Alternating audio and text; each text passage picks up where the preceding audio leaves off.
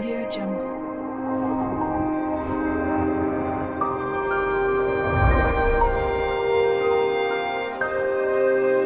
Audio Jungle.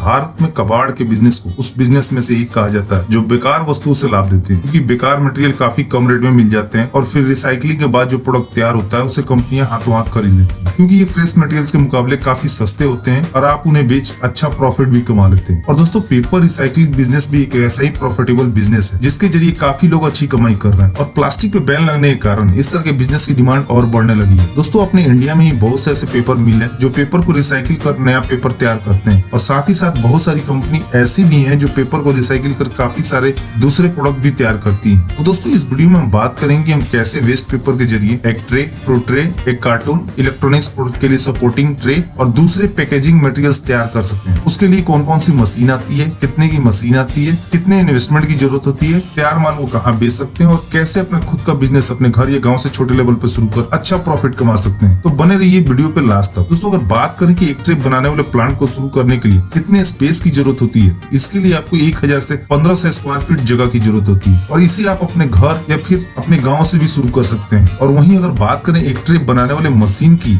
इसके लिए आपको मेनली एक ट्रे फॉर्मिंग मशीन की जरूरत होती है और इसी मशीन के जरिए आप अलग अलग तरह के ट्रे या एक बॉक्स बना सकते हैं और उसके लिए आपको मशीन में केवल मोल्ड्स को चेंज करना होता है और आप अपनी लोकल रिक्वायरमेंट के हिसाब से ये मोल्ड्स अपने मशीन सप्लायर से तैयार करवा सकते हैं। दोस्तों, इस मशीन को ऑपरेट करना काफी आसान है और इस मशीन को आपके घर की लेडीज या फिर दूसरे लोग भी चला सकते हैं और ये मशीन लो मेंटेनेंस होती है, इसलिए आपको इसके रख रखाव पे ज्यादा खर्च भी नहीं करना होता है और मशीन सप्लायर के द्वारा ही आपके मशीन का इंस्टॉलेशन भी किया जाता है और आपको इसको चलाने की ट्रेनिंग भी दी जाती है। और वहीं अगर आप फुल्ली ऑटोमेटिक मशीन के जरिए अपने प्लांट को शुरू करना चाहते हैं तो इसकी कॉस्ट ज्यादा आती है, लेकिन अगर आप सेमी ऑटोमेटिक मशीन के जरिए इस बिजनेस की शुरुआत करना चाहते हैं और ऐसी मशीन के जरिए आप हर दिन 8 घंटा काम कर 7 से 8000 के आसपास ट्रे तैयार कर सकते हैं। दोस्तों, अगर बात करें कि एक ट्रे बनाने के लिए कौन कौन से रॉ मटेरियल्स की जरूरत होती है, तो इसके लिए आपको waste paper, waste corrugated box, waste sheet, waste newspaper, waste paper tube, या हम ऐसा भी कह सकते हैं कोई भी पेपर का वेस्ट प्रोडक्ट हम यूज में ला सकते हैं और ये रॉ मटेरियल्स आपको अपने लोकल एरिया में ही अपने एरिया के कबाड़ियों से मिल सकता है। दोस्तों, अगर बात करें पूरे प्रोसेस की, कैसे वेस्ट पेपर के जरिए एक ट्रे को तैयार किया जाता है, तो इसके लिए पहले वेस्ट पेपर को कटिंग कर पल्प मेकिंग मशीन में डाला जाता है और फिर पल्प मेकिंग मशीन के जरिए पेपर को ग्राइंड कर पल्प के जैसा बना दिया जाता है, बिल्कुल गाढ़ा, जिसे हिंदी में हम लुगदी भी कहते हैं। और ऐसे पल्प मेकिंग मशीन के जरिए वेस्ट पेपर से डस्ट, इंक और दूसरी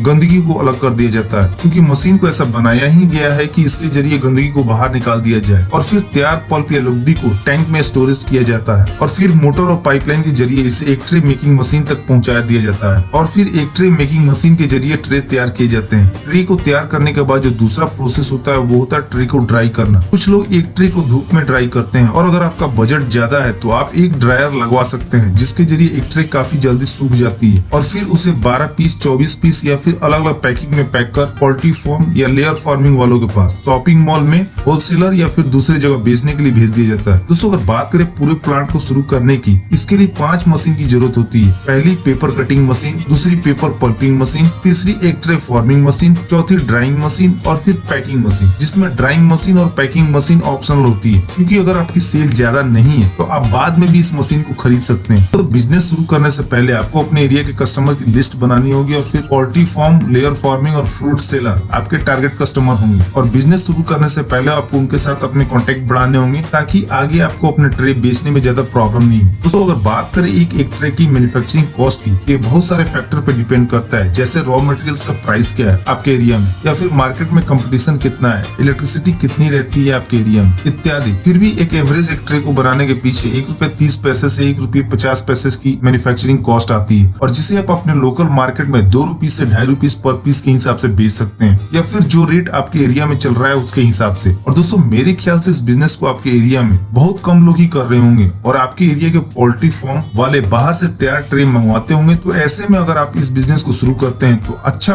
खासा प्रॉफिट कमा सकते हैं। दोस्तों, आपको इस बिजनेस से जुड़ी कोई भी इंफॉर्मेशन चाहिए तो आप हमसे कमेंट करके भी पूछ सकते हैं। तो दोस्तों, इस वीडियो में इतना ही। उम्मीद करता हूँ कि आपको वीडियो जरूर पसंद आई होगी, तो प्लीज वीडियो को लाइक और शेयर करना ना भूलें और चैनल को सब्सक्राइब कर लें ताकि नए नए बिजनेस आइडियाज पहुंचे सबसे पहले आपके पास।